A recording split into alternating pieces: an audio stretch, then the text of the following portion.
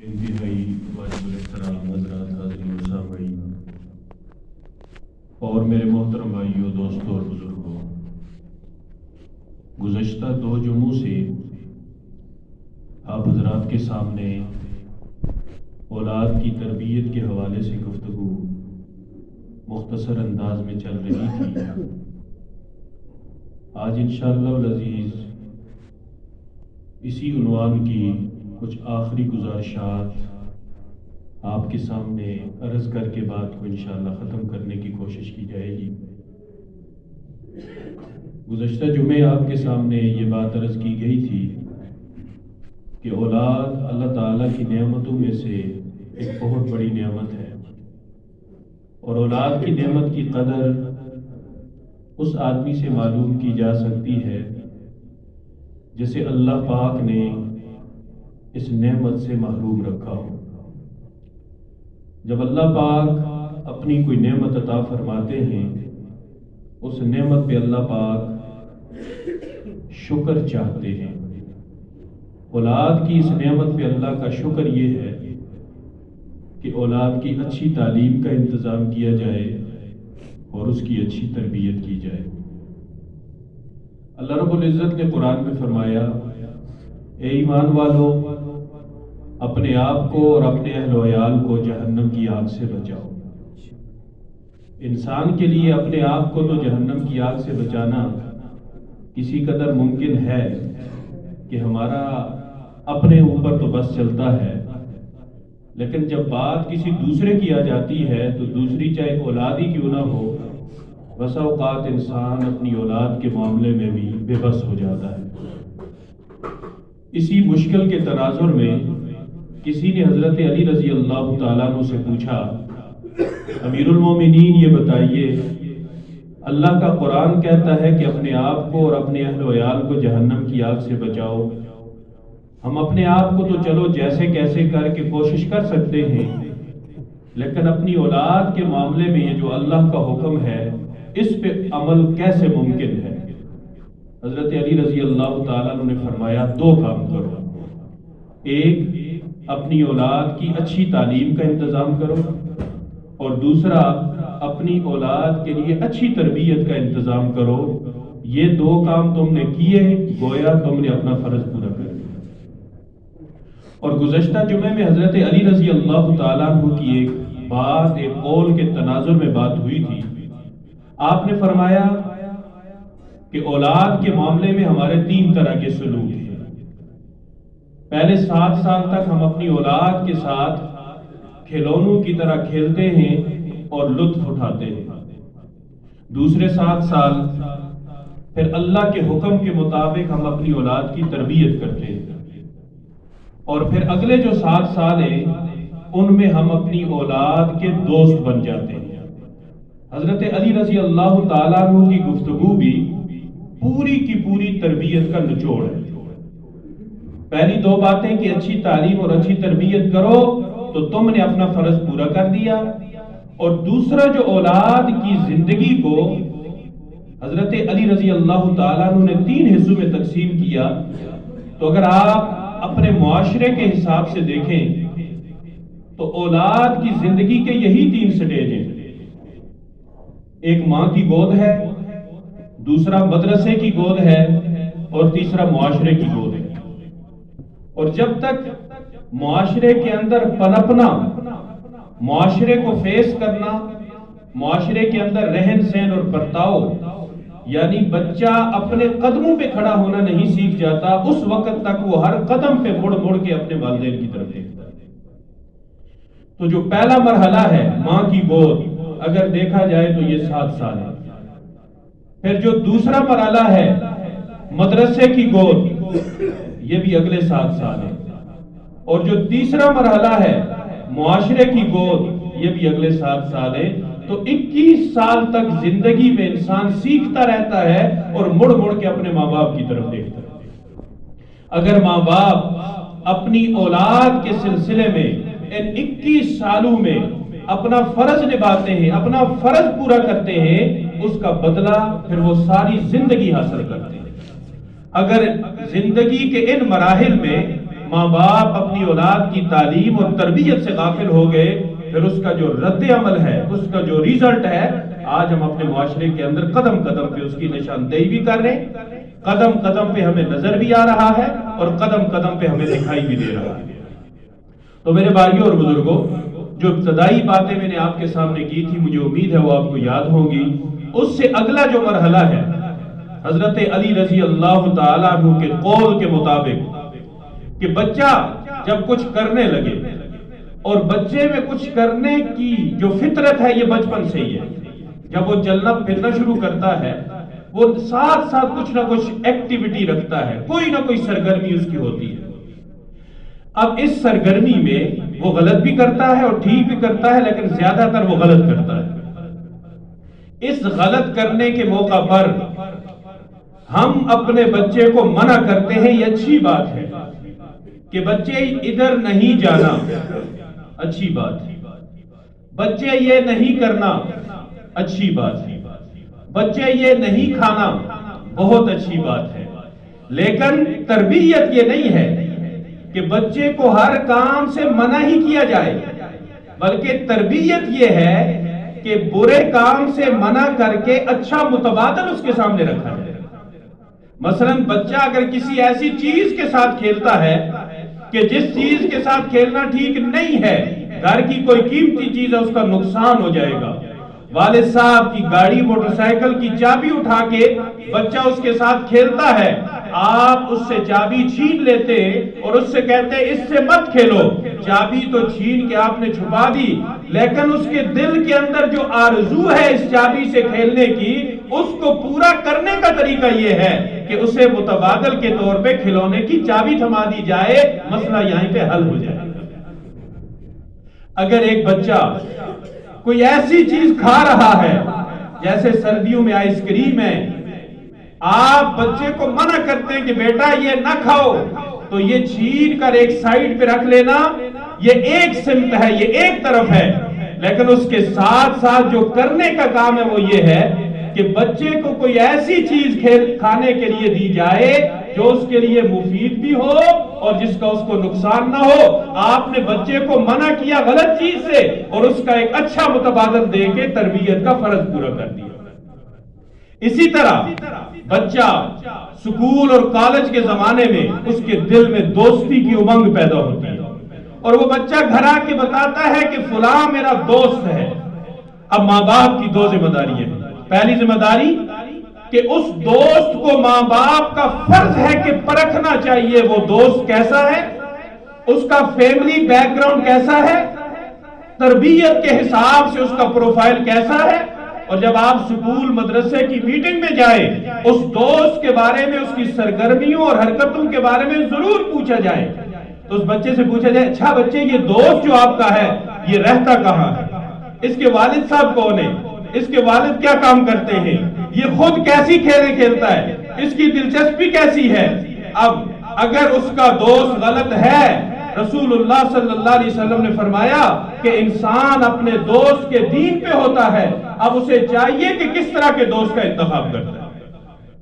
دنیا کے بڑے بڑے جرائم اگر آپ دیکھیں، ان جرائم کے پیچھے جب مجرم کو پکڑا جاتا ہے، تفتیش کے دوران یہ بات سامنے آتی ہے کہ اس میں یہ غلط عادت اس کے دوست کی وجہ سے آئی ہے۔ یہ منشیات کا ایک رواج ہے، کہتے ہیں تعلیمی اداروں کے اندر منشیات کا استعمال بڑھ رہا ہے۔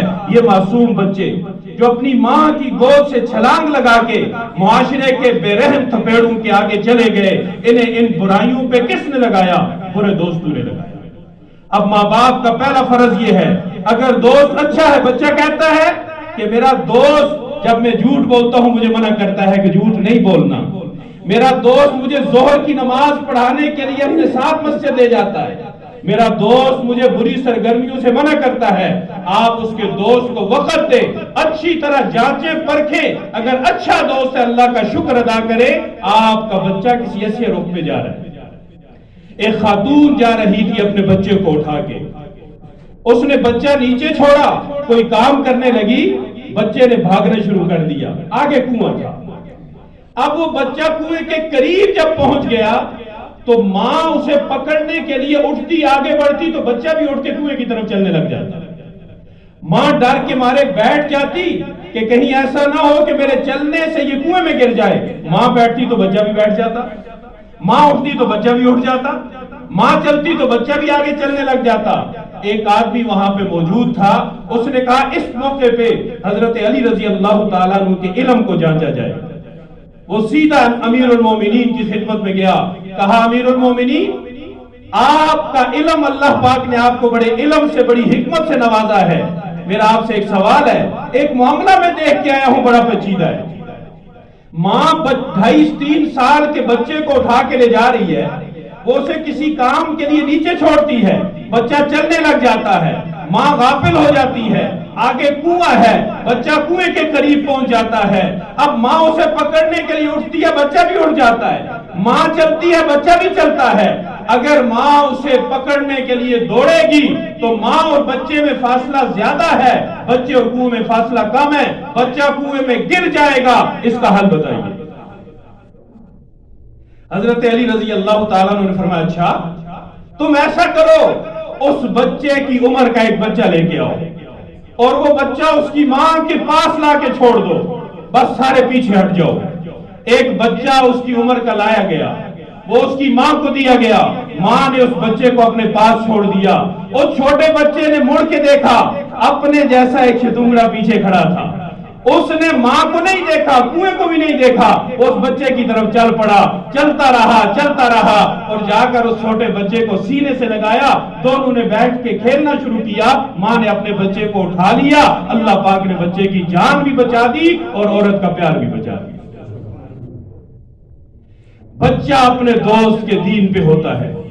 आप अपने बच्चे को गली की हद तक भी किसी के रहम और करम पे न छोड़िए, वरना कल के पछतावे से बेहतर है कि इंसान आज ही से उसके खिलाफ मंसूबाबंदी करे और अपने बच्चे की अच्छी तरबियत करे। मैं अर्ज ये कर रहा था कि रोकना भी हल है, लेकिन ये हल का एक हिस्सा है, रोकने के साथ ही मुतबादल देना। उस पे मैंने बात की कि अगर बच्चा आपसे किसी दोस्त का तज़किरा करता है, आप अपने बच्चे के दोस्त को अच्छा नहीं समझते, उसे उसकी दोस्ती से रोकिए और रोकने के बाद एक अच्छे दोस्त का उसे तोहफा दीजिए। अगर कोई दोस्त आपकी नजरों में नहीं है तो मां खुद अच्छा दोस्त बन सकती है, बाप खुद अच्छा दोस्त बन सकता है। हजरत अली रजी अल्लाह ताला अन्हु की तालीमात हमें यही बताती है कि 7 साल तक हम अपने बच्चों से खेलते हैं, 7 साल तक तरबियत करते हैं और अगले 7 साल के लिए हम अपने बच्चों के दोस्त बन जाते हैं। 21 साल में बच्चा अपने पांव पे खड़ा हो जाता है और इन 21 सालों में हम अपने बच्चे की तरबियत करते हैं। ये 20 से 23 साल का अरसा तरबियत में इतनी पुख्तगी लाता है। रिसालत मआब सल्लल्लाहु अलैहि वसल्लम को अल्लाह ने सहाबे किराम की तरबियत के लिए 23 साल दिए और इन 23 सालों में रिसालत मआब सल्लल्लाहु अलैहि वसल्लम ने जो अपने सहाबा की तरबियत की वो इतनी मजबूत, पुख्ता और रासिख थी। हुजूर ने अगर फरमाया कूद जाओ तो वो कूद गए, हुजूर ने फरमाया रुक जाओ तो वो रुक गए। और सूली पे चढ़े हुए जब काफिर उनसे पूछते हैं इतना कह दो कि तुम्हारी जगह पे हुजूर होते अलियाज़ु बिल्लाह, हम तुम्हारी जान छोड़ देंगे, उस सहाबी रसूल ने कहा अरे नादानो, तुम्हें क्या पता है हमारे सीने में हुजूर की मोहब्बत कितनी है। मैं अपने रब की इज्जत की कसम खा के कहता हूं कि मुझे अपने नबी से इतना प्यार है, मैं तो ये भी नहीं चाहता कि मेरी जान बच जाए और मेरी जान की जगह रिसालत मआब सल्लल्लाहु अलैहि वसल्लम की एड़ी मुबारक के अंदर कांटा भी चुभ जाए और मेरी जान बच जाए, मैं इसे भी बर्दाश्त नहीं कर सकता। अपनी औलाद को अच्छा मुतबादल दे और अच्छा मुतबादल मुआशरे के अंदर बुरे मुतबादल को बचाकर, बुरे मुतबादल से दूर करके एक अच्छा मुतबादल देना, ये माँ बाप की जिम्मेदारी है और तरबियत का एक बहुत बड़ा हिस्सा है। किसी ने पूछा हम अपने बच्चों को अच्छा बनाना चाहते हैं लेकिन क्या करें, कोशिश के बावजूद हमारे बच्चे अच्छे नहीं होते। तो किसी समझदार आदमी ने कितनी जबरदस्त बात की, उसने कहा कि जैसा तुम अपने बच्चों को बनाना चाहते हो वैसे खुद बन जाओ, तुम्हें देखते ही देखते तुम्हारे बच्चे उसी तरह के हो जाएंगे। अगर माँ बाप झूठ बोलते हैं, बच्चे तो एक टेप रिकॉर्डर है, بلکہ ایک ویڈیو کیمرہ ہے، وہ بولتے نہیں ہیں، وہ سب کچھ ریکارڈ کر رہے ہوتے ہیں۔ بلکہ آپ حیران ہوں گے، سائنس یہ کہتی ہے کہ بچہ جب ماں کے پیٹ میں ہوتا ہے، ماں کے پیٹ میں بچہ ہے، ماں کی جتنی سرگرمیاں، ماں کی جتنی گفتگو، ماں کا جو کچھ بھی ہے، وہ ماں کے پیٹ میں بچہ نوٹ کرتا ہے۔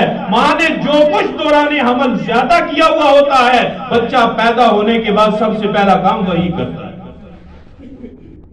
اور کتنی ہی خوش نصیب ماں ایسی تھی کہ جن کے پیٹ میں اللہ نے یہ امانت رکھی، جب وہ بچے پیدا ہوئے تو انہوں نے پیدا ہوتے ہی سب سے پہلے اگر کسی چیز کی طرف ہاتھ بڑھایا وہ اللہ کا قرآن تھا، اور جو ان کی زبان پہ جاری ہوا وہ اللہ کا قرآن تھا۔ اس بچے کو جب مکتب میں، مدرسے میں داخل کیا گیا، استاد نے پوچھا بیٹا پڑھ بسم اللہ الرحمن الرحیم، بچے نے کہا یہ تو مجھے آتا ہے، کہا پڑھ الحمدللہ رب العالمین، اس نے آگے پڑھنا شروع کر دیا، کہا یہ بھی مجھے آتا ہے۔ کئی سپارے وہ ابتدائی 3-4 سال کا بچہ اپنے استاد سے آگے جب پڑھنے لگا، ماں باپ کو بلایا گیا کہ یہ عجیب بچہ ہے، اسے دیکھ کے تو نہیں آتا لیکن زبانی سے کئی سپارے آتے ہیں، اس کی وجہ کیا ہے؟ ماں نے کہا یہ جتنے سپارے اسے یاد ہیں یہ سارے مجھے یاد تھے، میں اسے لوریاں دیتی تھی، رب کا قرآن سناتی تھی، اس نے مجھ سے سن کے اللہ کا قرآن یاد کر لیا ہے۔ میرے بھائیوں، میں نے پہلے بھی آپ کے سامنے بات عرض کی کہ رسول اللہ صلی اللہ علیہ وسلم کی خدمت میں جب ایک صاحب تشریف لائے، پوچھا سب سے زیادہ کس کا حق ہے؟ کہا ماں کا، پھر ماں کا، پھر ماں کا، چوتھی دفعہ حضور نے فرمایا باپ کا۔ اس کی وجہ کیا ہے؟ اس کی وجہ یہ ہے، ایک تو ماں کی مشقت اور تکلیف زیادہ ہے، اور دوسرا ماں کی ذمہ داری زیادہ ہے۔ آپ دن کو 4 حصوں میں تقسیم کریں، 24 گھنٹوں کو 4 حصوں میں تقسیم کریں، 18 گھنٹے بچہ ماں کے پاس ہوتا ہے، 6 گھنٹے زور لگا کے، وہ بھی وہ باپ جو مقامی طور پہ اللہ نے اسے رزق دیا ہو، وہ 6 گھنٹے 8 گھنٹے اپنے بچے کو دیتا ہے، تو وہ بھی زیادہ ٹائم وہ ہوتا ہے جب بچہ بھی سو رہا ہوتا ہے، باپ بھی سو رہا ہوتا ہے۔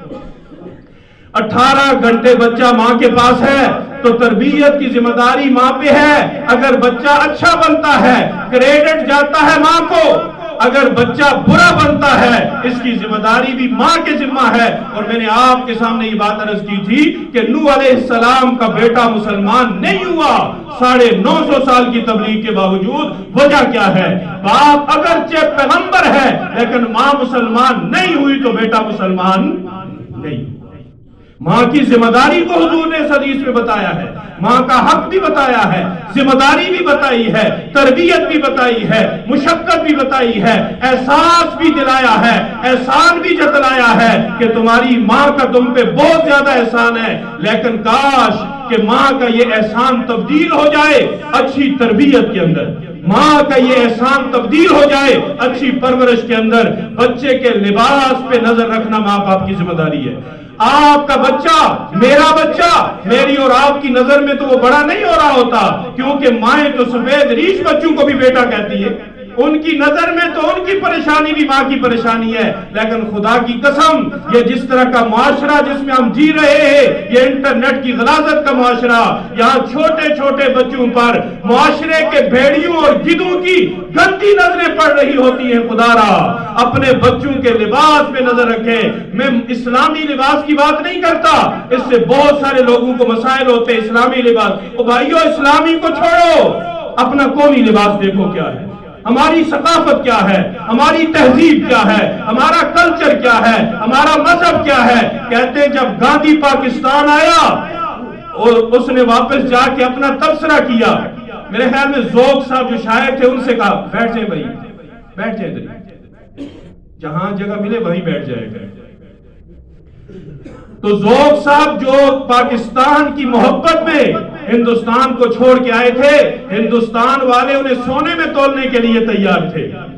گاندھی جب واپس گیا اس نے کہا ذوق صاحب آپ ہندوستان کو کیوں چھوڑ رہے ہیں، آپ پاکستان کا انتخاب کیوں کر رہے ہیں؟ انہوں نے کہا اسلام، اردو، ثقافت۔ تو اس نے کہا جن 3 چیزوں کے لیے آپ پاکستان جا رہے ہیں میں گیا تھا، میں ایک سرکاری تقریب میں شریک ہوا تو तो जितने भी हुकूमत के कारिंदे थे उनमें से किसी का लिबास ना इस्लामी था ना पाकिस्तानी था। हाँ, मेरा लिबास शलवार कमीज था, बाकी जिनकी खातर तुम हिंदुस्तान को छोड़ के जा रहे हो वहां किसी का लिबास भी वो नहीं था जिसके लिए तुम जा रहे हो। और अगली बात भी सुनो, तुम कहते हो हम उर्दू को बचाने के लिए जा रहे हैं, हिंदी कहीं उर्दू को खा ना जाए। और मैं तुम्हारी मालूमात के लिए ये कहना चाहता हूं, पाकिस्तान की उस सरकारी तकरीब में उर्दू की तकरीर सिर्फ मैंने की है, बाकी किसी ने उर्दू में तकरीर नहीं की, सबने अंग्रेजी में तकरीर की। तुम किस लिए जा रहे हो?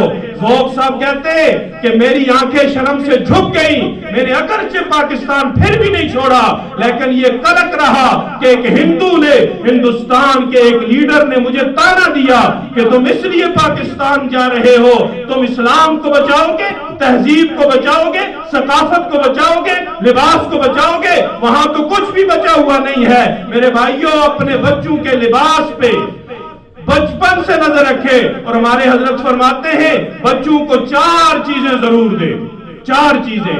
पहली चीज सफाई दे, दूसरी चीज सच्चाई दे, तीसरी चीज नमाज दे, और चौथी चीज खिदमत दे। और सच्चाई आप तब दे सकते हैं जब आपकी अपनी जुबान सच बोलती हो।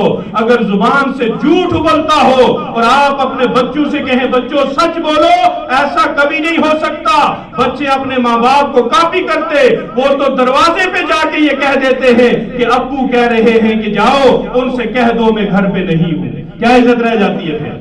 बच्चे झूठ नहीं बोलना, और खुद जाके हम बच्चे से कहते जाओ दरवाजे पे जाके कह दो अब्बू कह रहे हैं मैं घर पे नहीं हूं। बच्चे को सफाई की आदत बनाए। बच्चा अपने जिस्म की सफाई का ख्याल रखे, अपने लिबास की सफाई का ख्याल रखे, अपने बैग, अपने बिस्तर की सफाई का ख्याल रखे, अपनी कॉपी, अपनी किताब की सफाई का ख्याल रखे। ये ना हो कि बच्चे के नहलाने के लिए पूरे घर में पहले मीटिंग हो, फिर बच्चे से मुज़ाकरात हो, फिर जाके वो नहाने पे तैयार हो। कब तक आपका बच्चा आप पे डिपेंडेंट रहेगा? कब तक आप फितरत के उसूलों को भी अपने हाथ में रख के अपने बच्चे की गाड़ी को चलाएंगे?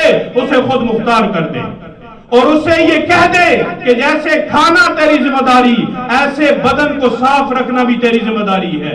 बच्चे को सफाई का आदी बचपन से बनाए। बिस्तर कहे बेटा खुद दुरुस्त करो, जिस बर्तन में खाना खाया है अगर मुमकिन हो कहे बच्चे से खुद धो लो, कोई फर्क नहीं पड़ता, एक काम करने की आदत पैदा होती है। लिबास गंदा हो जाए उससे पूछा जाए बेटा क्यों नहीं तब्दील किया, गुस्ल कब किया था, कब करना चाहिए। ये हमारी जिम्मेदारी है। अपने बच्चे को बुज़दिली के वाकयात नहीं बल्कि सहाबा की बहादुरी के वाकयात सुनाएं। अपने बच्चे को नबी की सीरत से जोड़े, नबी की जिंदगी से जोड़े। खुदा की कसम अकीदत से हट के कायनात में मेरे नबी से ज्यादा पाकीज़ा साफ सुथरी जिंदगी किसी की नहीं है। अगर हम खुद दुरुस्त होना चाहते, अपनी औलाद को दुरुस्त करना चाहते हैं, आइए अपनी औलादों के रिश्ते अपने पैगंबर सल्लल्लाहु अलैहि वसल्लम की जिंदगी से जोड़े। आपने जो निजाम दिया पूरी दुनिया में उस जैसा निजाम कोई नहीं। और इमामुल अंबिया सल्लल्लाहु अलैहि वसल्लम की अगर अपनी नसीहतें देखें, हजरत अब्दुल्लाह बिन अब्बास रजी अल्लाह ताला अन्हु रसूलुल्लाह सल्लल्लाहु अलैहि वसल्लम के चचाजाद भाई है। कहते मैं छोटा था और हुजूर के साथ सवारी पे बैठ गया।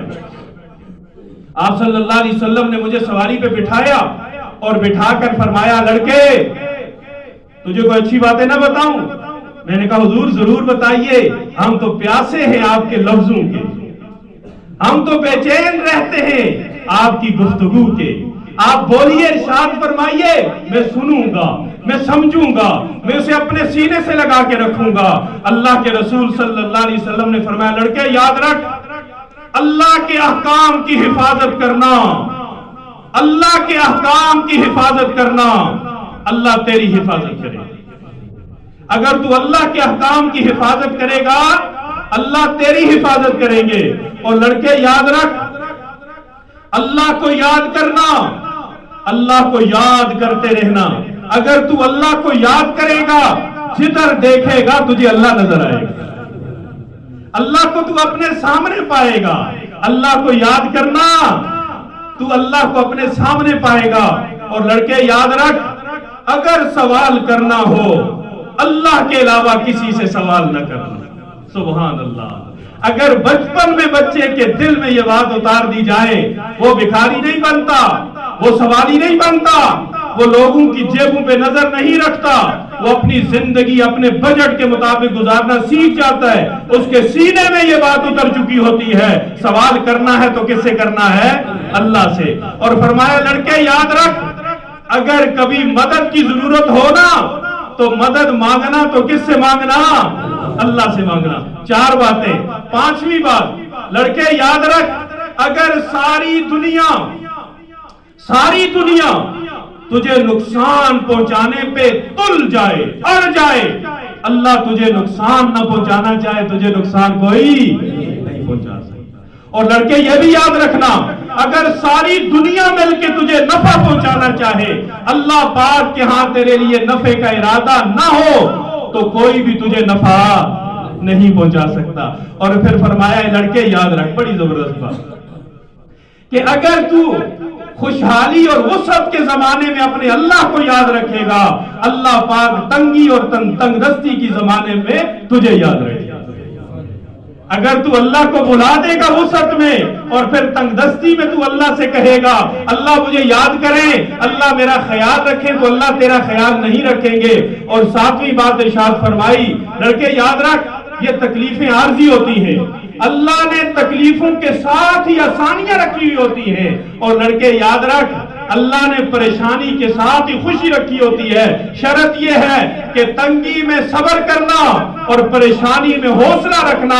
اللہ تنگی کے بعد آسانیاں دیں گے اور پریشانیوں کے بعد اللہ تعالیٰ تجھے راحتیں دیں گے۔ سبحان اللہ۔ ایک چھوٹے سے بچے کو، ایک چھوٹے سے لڑکے کو رحمت دو عالم صلی اللہ علیہ وسلم نصیحتیں فرما رہے، اور ایک صحابی کہتے ہیں میں بچپن میں اللہ کے رسول صلی اللہ علیہ وسلم کے ساتھ بیٹھا ہوا کھانا کھا رہا تھا، میرا ہاتھ پورے برتن میں گھوم رہا تھا، رسول اللہ صلی اللہ علیہ وسلم نے میرا ہاتھ پکڑ کے اپنے سامنے رکھا، یعنی میرے سامنے رکھا، اور کہا بچے دیکھ، اپنے سامنے سے کھاؤ، بسم اللہ پڑھ کے کھاؤ، برتن کے اندر اپنا ہاتھ نہ گھماؤ، اللہ پاک تجھے کھانے کے اندر برکتیں بھی عطا فرمائیں گے اور اس کھانے سے تجھے سیرابی بھی عطا فرمائیں گے۔